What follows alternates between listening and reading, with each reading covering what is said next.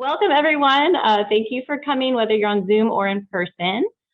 Today's session is on finding employment opportunities in the U.S. But before we get started, okay, for those that are on Zoom, just so you know, you are in listen-only mode. You can hopefully hear us, but we can't hear you. There is a Q&A function you're welcome to type your questions into, and we'll either answer them during the presentation or after. And of course, anyone here can raise your hand. And then also we are recording, and this session will be available at iwebinars.ucsc.edu in a couple of days. Okay, so with that, I'm going to go ahead and introduce Josue Pinal from the Career Center, and he will talk about all the resources here. Thank you. Everybody, how you guys doing? Good. My name is Josue. I'm the Associate Director of Career Development and Industry Engagement here at the Career Center. By the way, welcome to the Career Center. Glad you guys are here. And I focus on undergrad international students. So if you are undergrad, I'll be the one that you will be working with. However, you can work with any of our associate directors, but I'm the one who works with the international students. So today we're going to talk a little bit about the resources we have here at the Career Center, what we do, what we provide, and how we can help you guys, get ready to start your guys' careers. I'm going to have to stand over here. That way people on Zoom can hear me, but yeah. And if you guys have any questions, we'll kind of hold those to the end, okay? So here at the Career Center, we try to provide a place for you to reflect, right? Reflect on kind of your career goals, who you are as a person, what you value career-wise, personality-wise, and what impact you want to make on the world, right? So we also focus on development, right? So developing your guys' personal skills, professional skills, transferable skills, with the goal of having you leave UCSD with the most skills and as prepared as possible, right?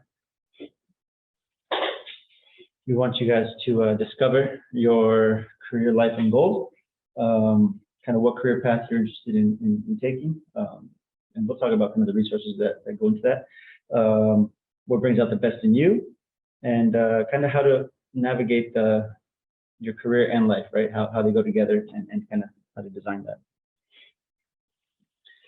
Create meaningful connections, right? This is one of my favorite ones. Networking, creating connections between peers, within the community, employers, right? Alumni. These are all great resources that we want you guys to kind of create and harness. That will ultimately help you guys down the road once you guys start looking for work and starting your career. So this is your international advising team. Obviously me, right? And then this on your left is Jessica Wilson. She is the associate director who works with our master students. So if you are master PhD, you'll be working with Jessica. She's a great resource. So I suggest getting to know her, and me as well, right? Here's a resource for you guys.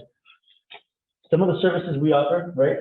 Obviously career consulting. So you guys, through Handshake, which I'll explain down in a couple slides, can schedule 30-minute one-on-one appointments where we can talk about either anything from resume critiquing, resume advice, cover letter, interviewing, salary negotiation, LinkedIn review, right? So there's a few kind of appointment times that we can make. Usually they're about 30 minutes, but if you need more help or if you need more preparation, you're always welcome to make another appointment. And this appointment for career consulting, you guys can make it with me, like I said, I'm your point of contact, but maybe you're a biosci major, right? We have biosci career advisor. We have a humanities advisor. We have a engineering advisor. So that is not just limited to me, it's everybody who's on our team, right? Virtual career fairs. We offer virtual career fairs where you can meet employers, network, essentially look for internships, careers, right? And there's hundreds of employers that sign up. So it's a really good opportunity for you guys to meet employers, right, and connections. This year, and for the foreseeable future, it's going to be virtual. So you guys can do it from the comfort of your home, right, the library, wherever it is. Professional development, right, and that kind of ties in again with the career consulting. But we offer quite a bit of workshops, professional development opportunities here at the Career Center and virtually. For this fall quarter, I believe within the whole Career Center, we have about 90 workshops for you guys. So depending on what you're interested in, you could find those workshops on Handshake, and I'll show you guys what Handshake is in a second. Employer information sessions. So we have, again, hundreds of employers who reach out to us And either they come on campus or it's virtual or hybrid, and they come in and they talk about their company, their hiring needs, what they're looking for, right? So it's a good opportunity for you guys to meet these employers and kind of make that connection as well, right? See what they have to offer. These same employers offer on-campus interviewing, whether it be for internships or opportunities, career opportunities. It's a great way of networking and meet these resources. And speaking of resources, we have quite a bit of online resources for you guys, whether it's on the website, Career Center website, or via Handshake. There's tips on how to, interview, how to set up your resume. And that information is accessible anytime for you guys. So here are a few of the resources. So Handshake, this is going to be probably your guys' best friend, right? And this is what you guys are going to use to schedule appointments with the advisors here. Handshake is going to allow you to see what events we have, right? What's going on in the Career Center. It's going to allow you to set up your profile where employers can see your experience, right? Education, all that stuff. So panels, job boards as well. Job board, that's one of the main functions. So students often ask me what the best resource is to find a job or internship, and it's going to be Handshake, right? They have a section where employers post just for students. So these positions are tailored internships or tailored entry-level positions that are made just for students, right? And then Firsthand is career guides for over 120 industries, right? So anything from accounting to law to biosci, real estate, right? It's going to give you kind of guides on how to navigate those careers and kind of start your journey through those careers, right? Parker Dewey, which is one of my favorites, is a micro internship website where you guys can apply for micro internships, right, and start getting experience while you're still studying. So this website, it has a wide range of careers. So you could do computer science, engineering, right? And you apply to these micro internships. Majority of them are short-term paid, but it's a great way for you guys to kind of start getting that experience in a short amount of time, right, to start adding to your resume. Going Global is a career guide as well. Mostly has a lot of really good information for international students, but it's a guide to kind of work internationally as well, right? So it kind of gives you tips on how to apply, for example, in Argentina or somewhere in Europe, right? And that's also accessible via Handshake. What can I do with this major? So that one is also one of my personal favorites because this is going to break down exactly what career paths you can take depending on your major, right? And it's going to give you salaries, it's going to give you job growth. So that's one that I refer to students quite a bit when they're asking kind of where to start their career and what they can do. And Big Interview is a really good resource. That one has tons of videos and practices for you guys for when you start interviewing, right? And that's a really good resource to have. Of course, you guys can meet with advisors and do mock interviews as well. But in the meantime, to practice, Big Interview is a really good resource. Along with those resources, we also have online content. So we have a Career Center YouTube channel where you guys could find workshops that we've hosted, discussion panels, recordings, and they're accessible 24 hours a day, 7 days a week. Again, the digital resources that I just showed you guys are available 24/7. There's a Triton career guide that I will share a link to, but it helps prepare for and execute career planning, graduate school planning. It's a great tool as well. And then UC San Diego Career Podcast. That one is a very good one. If you guys don't know about it, we get employers, leaders of the community to talk about various topics, how to find employment, how to excel in your career, right? So it's a really good resource to have. And I encourage you guys to kind of research not only this page, but everything that we talked about so far, right? Especially so early in your time at UCSD. So now I want to highlight some of the upcoming events here at the Career Center. The first one coming up next Tuesday, the 20th, is open house at the Career Center. So we're going to have this whole space open for you guys to come in, take a tour, right? You're going to learn about the resources we have to offer in a little more detail. On-the-spot resume review, right? So if you bring your resume, we'll have advisors here to look at your resume, give you tips, how to update, right? What you should add, what you shouldn't add. There will be fun interactive games, free T-shirts you guys will get, while supplies last, of course.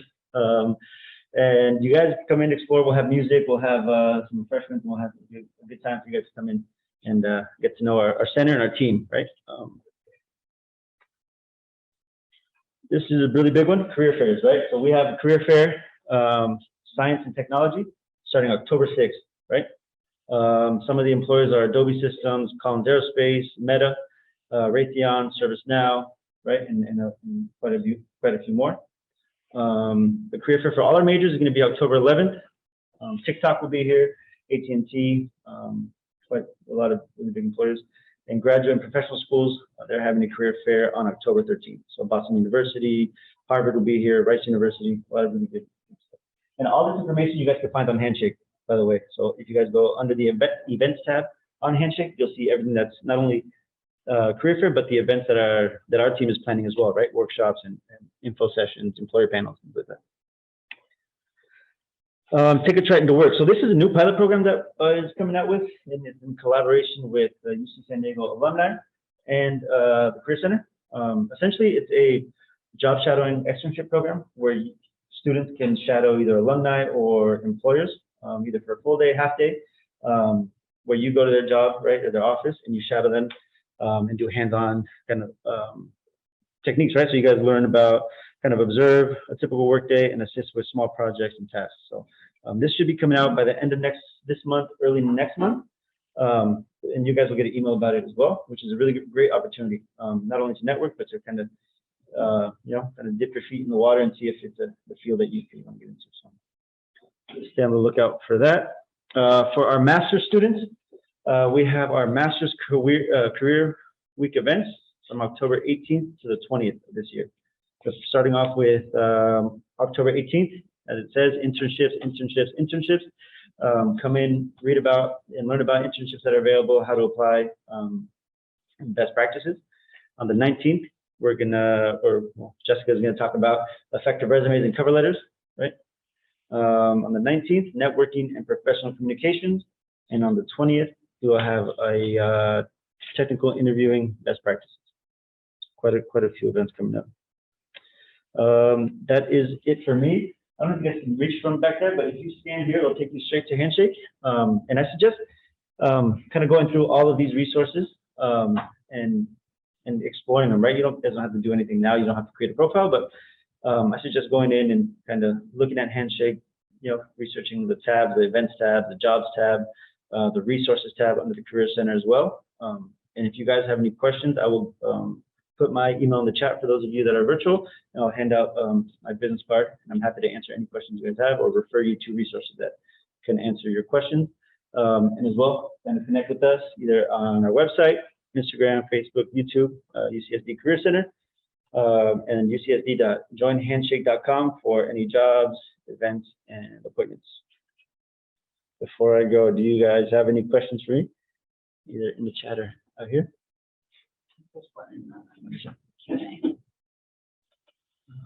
How to schedule an appointment? Good question, Sai. So to schedule an appointment, you guys will log into Handshake. So ucsd.joinhandshake.com. You guys will set up a profile, and then you will click on the appointments tab. In the appointments tab, you can either make an appointment with myself, just type in my name, and I will pop up. Or if you want to meet with an advisor who is specific to your degree or your area of study, you can do that as well. Each of our advisors has their area of study next to their name. So for example, for me, it would be Jose Pinal, International. Biosci would be, for example, Mike Zucker, Biosci, right? So depending on, I'm happy to help, you guys, but you're not just limited to me, you're limited to all the advisors here at the Career Center. So, great question. Anybody else have a question? Anybody here? Yeah. How does their take a chance to work? Yeah. So once they're still trying to iron out the details, it's going to be rolled out, I think, most likely early next month. But once it is rolled out, they will send out an email with all the information on it. I'm not sure if there will be an interview process, but you will definitely have to apply.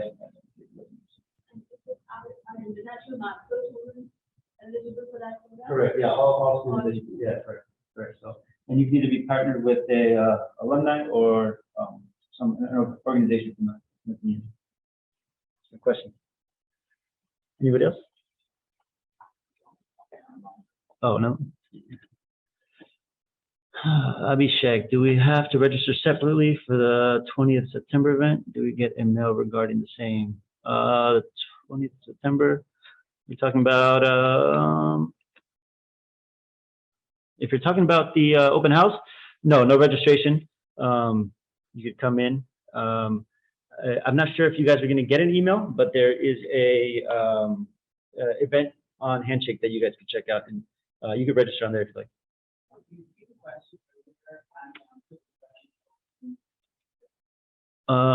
see.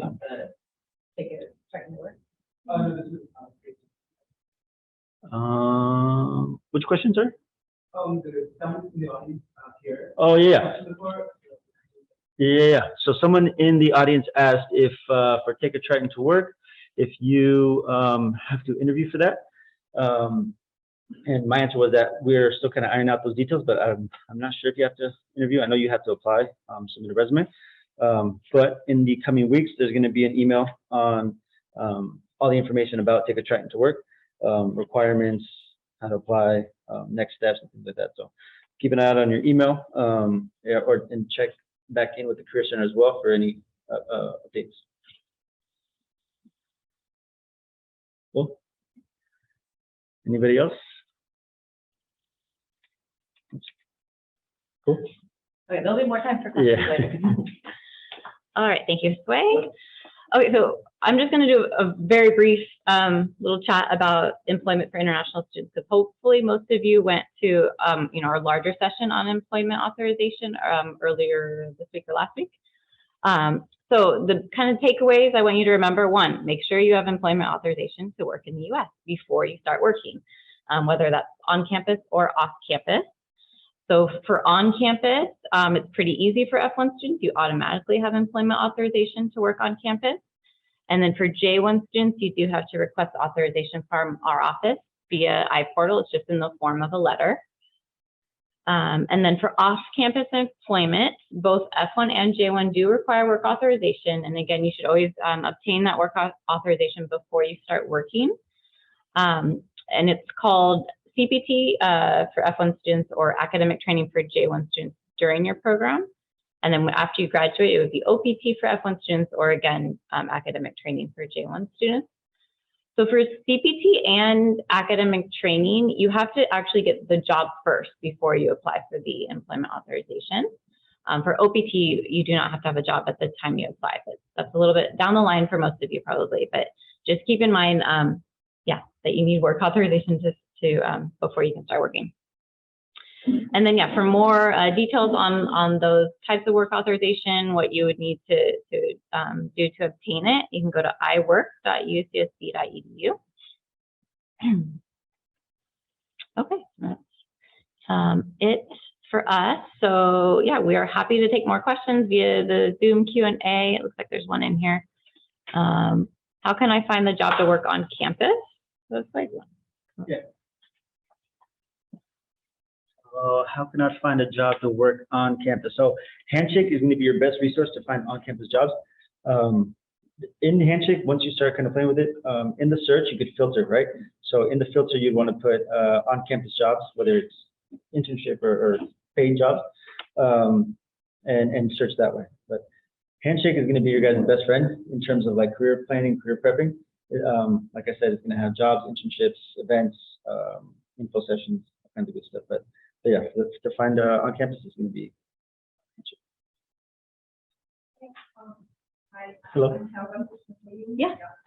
So you mentioned CPT and OPT, and in case we work on campus, we really say CPT if I'm doing my master's degree, and can I work on campus start working, or I should do well?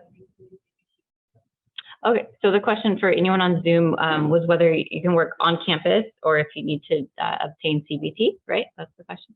And the answer is no, CPT is only for off-campus work. So for on-campus work, if you're an F1 student, you don't need to obtain any special authorization from us. You may need a Social Security number support letter to apply for the FSN. But other than that, your F1 status automatically gives you authorization to work on campus. And that's for 20 hours per week during the academic quarters and full-time in the summer. And then for J1 students, I don't know, are you F1 or J1? Are you on the F1 visa? Yeah. Okay, yeah. So if anyone's on J1, it's a little different. Great question.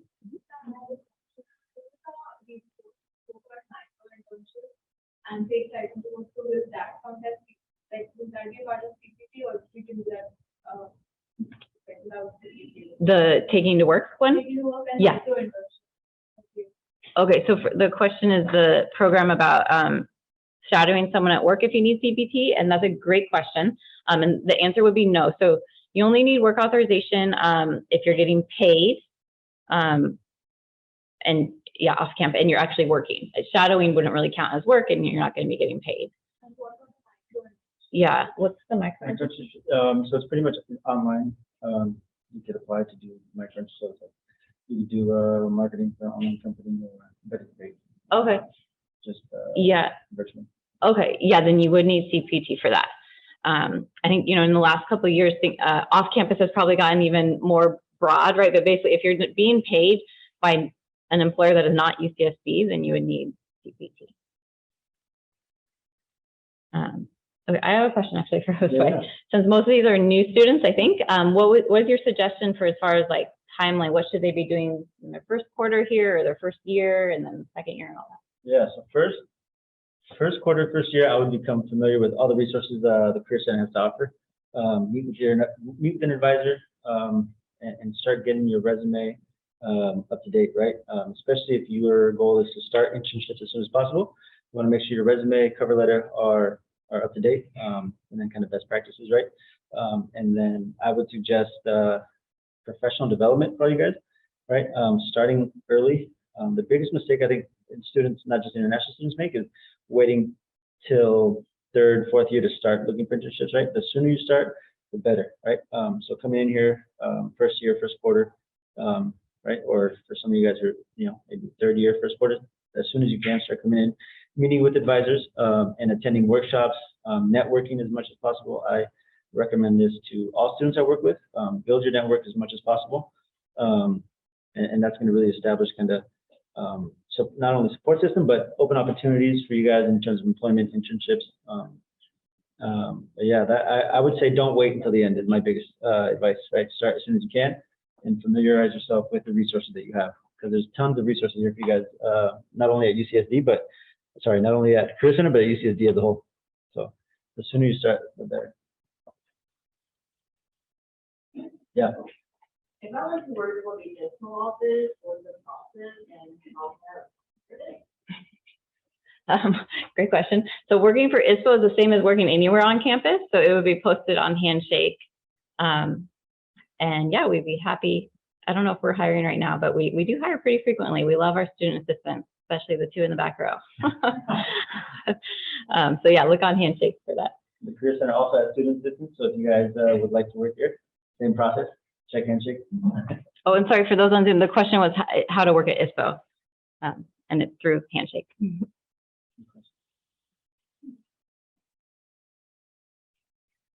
So we'll stay here after for more questions, but there is a survey link that's also over for those in person over there. Maybe you can grab that by the white thing. There's a survey code to scan. But for those online, you can get it on the screen right now. And then just a couple of reminders. We have meetups this weekend, next week. You can check them out at iorientationucsd.com/meetup. And we have different regional groups, from different areas of the world, as well as interest groups if you're into, certain sport or whatever. And then ievents.ucsd.edu. You've probably heard this at every session, but that's where, all of the International Students and Programs Office events will always be posted, so you can take a look at that. And then, yeah, our orientation is still going on. So go to that website to register for other sessions. And then iupdates.ucsd.edu is where we try to post, the most up-to-date information that our international students need to know.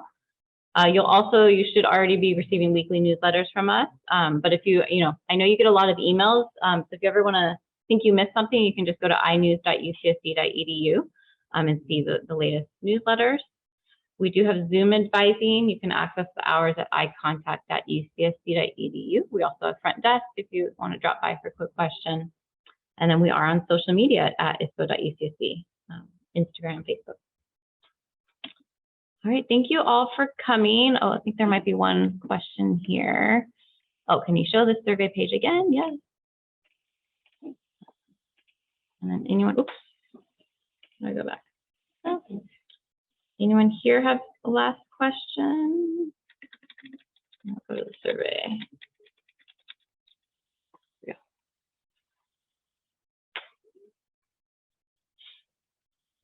For those that are here, help yourself to pastries. Frank? Yep. Mm-hmm. Are we eligible to work after 2 years? Mm-hmm. If we ask, are we eligible to work after that, so we answer yes or no, because we have 3 years of OPT for STEM students. Should we answer that yes or no? Because is there a process that the company has to move from there and for us to activate the CP? Okay, so the question, yeah, so when you're applying for jobs, sometimes the job application, there's kind of like, there's a few different wordings of it. Usually, sometimes they'll ask something like, are you eligible to work, or do you have work authorization? Other times it asks you, will you require sponsorship now or in the future? For that one, that one's a little more straightforward, because most of you, like the part that says in the future, is going to apply to most of you. Like you said, like you only have OPT for up to 3 years at the most if you're a STEM major. If it asks, are you, I forget exactly how it's worded. I think it's sometimes like, do you have work authorization? There's kind of arguments for both answers. Technically, at the time you apply, you don't have the work authorization yet usually, but you are eligible for it. Your F1 status, it makes you eligible for it. So typically we just say, either, answer however you think is best, and then you would just explain it to the employer during the interview. When I get UDS and take one-on-one sessions, under this company, for example, so are they more advising sessions or direct opportunities? They should be approach the companies who can apply to mind or directly apply to ask them opportunities into one-on-one sessions.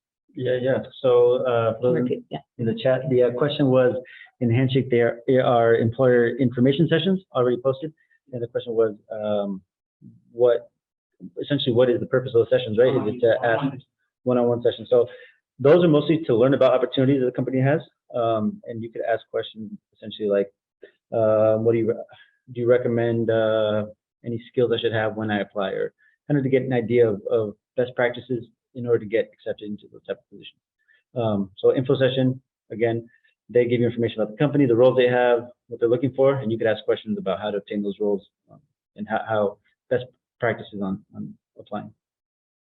Good question. One question. Yeah. When we apply to answer also for our jobs, so there's a question you write like, will you be requiring sponsorship for your visa? So what should be the answer for that? So for the question is applying for on-campus work, it asked, will you require sponsorship for your visa? I think for on-campus you can say no, because yeah, you're eligible to work on campus as long as you're a student with your F1 status. So yeah, I don't think sponsorship refers to like typically an H-1B visa where the employer sponsors you, as opposed to like. Right, yeah. That's what I was saying, like sometimes it's worded a little differently, but usually it's something like, will you require sponsorship now or in the future? And so you kind of have to say yes to that, because eventually you would need that. So sorry for those on Zoom, the second part of the question was if you're applying for off-campus work and it asks the sponsorship question, typically you would say, yes, you will require sponsorship in the future. Yes, Dina? Yeah, I feel like a lot of questions about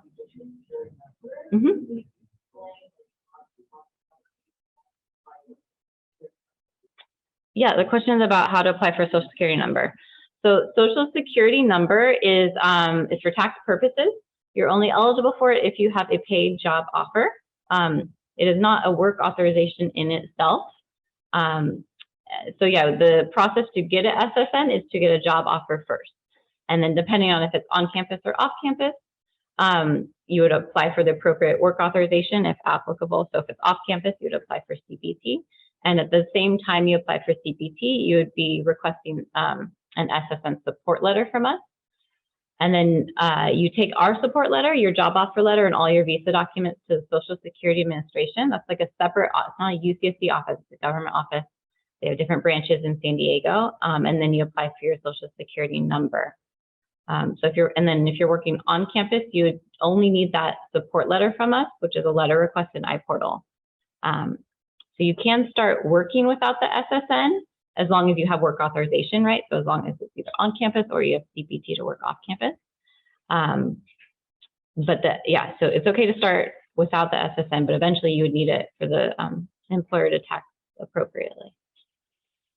So how much time should we give to find a job or to start the work authorization paperwork? Like just put an internship and just put a COVID graduate. Let's say we are we'll be learning in summer in the June month. Right? Till what time should we actually find a internship opportunity to actually start the paperwork? And once and let's say we're graduating in December, right? How much time should we give for the graduate for the EAD card to arrive?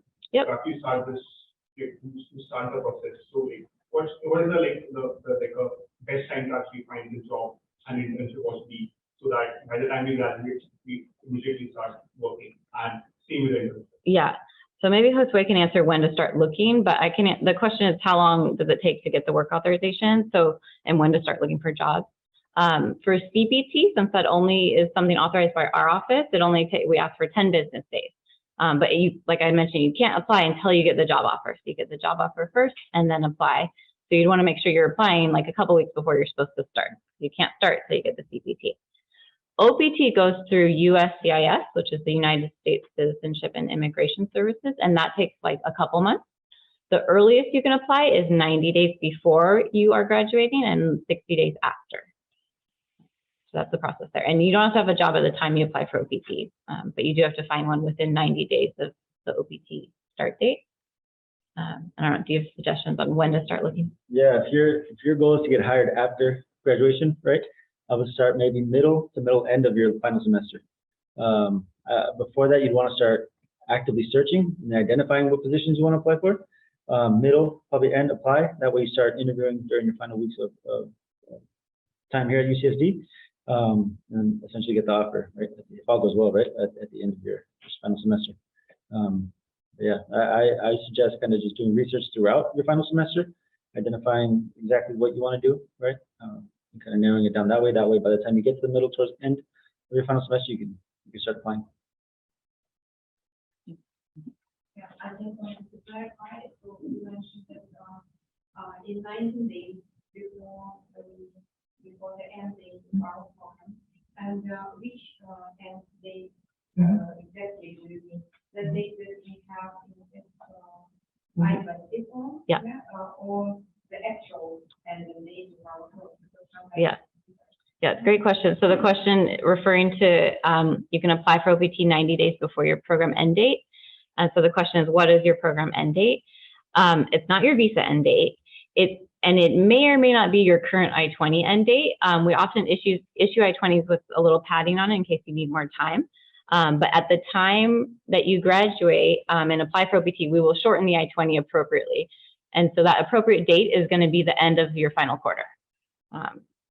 So yeah, that's what it would all revolve around. So is this work authorization daily card tied to our employer, or can we do it independent of finding a job? Yeah, good question. The question is the OPT card tied to an employer? And the answer is no. So unlike CPT, which is employer specific, OPT is just general work authorization in your field of study, right? It has to be related to your major field of study, but you can change employers during your OPT period. It's not just for one employer.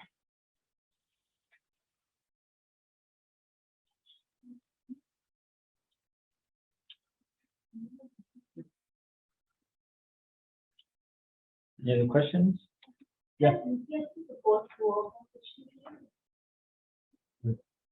Co-op?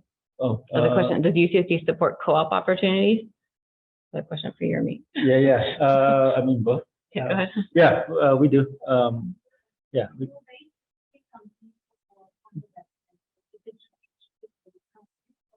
On a handshake, you mean?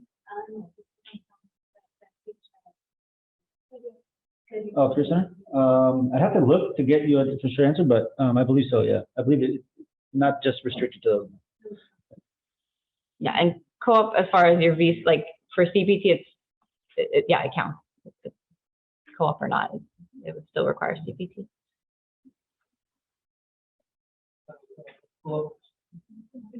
How do you explain? What is co-op opportunity this way? That's a good question. How do I explain it? Do you know how to explain it? I mean, my understanding is like, I know like, for example, the Jacobs School of Engineering here at UCSD, they have a co-op program where it's kind of like what you were saying, where they work with certain employers, like they have an arrangement with those employers, and they kind of match the students. Yeah. So, but from I don't know, from my perspective, it's just another job. It doesn't matter if you get your job through the co-op or not. It would all count for CPT. And same for the Career Center. We see it just as like another job, regardless of the name. Good question.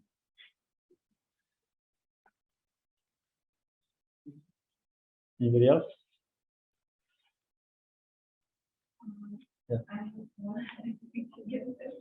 So, what about teaching assistantship and instructional assistantship? So, these positions, so we will not be in caption, right? That's a good question.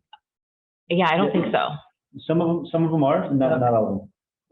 If you're interested in specific ones, reach out to the advisor for that your program is study, and they can help you. But some are, but not all. Yeah.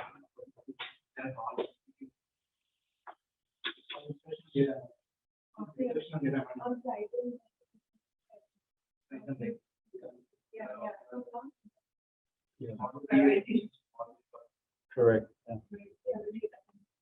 And sorry for the Zoom folks that are still with us. The question was how to find TA-ships on campus, or and if they're on Handshake or not. And it sounds like some of them are, and some of them might be through TritonLink. Did you guys say TritonLink, or just contact your department if you're not sure. So yeah, I think Josue and I will stick around for those of you if you want to come ask us any individual questions, not employment related. Just for those of you who are here, I'm going to call out two of ISPO's student assistants that are here. If you have any just general questions about UCSD being a student here, I'm sure they'd be. Can you guys raise your hands? We've got Zena inside. I'm sure they would be happy to answer those questions. And yeah, thank you all for coming, and I hope your first quarter goes well. And now you know where the Career Center is. I know I recognize some of you from coffee hours, but ISPO's not far from here, so come say hi. Thank you guys Thank for joining. you guys. See you guys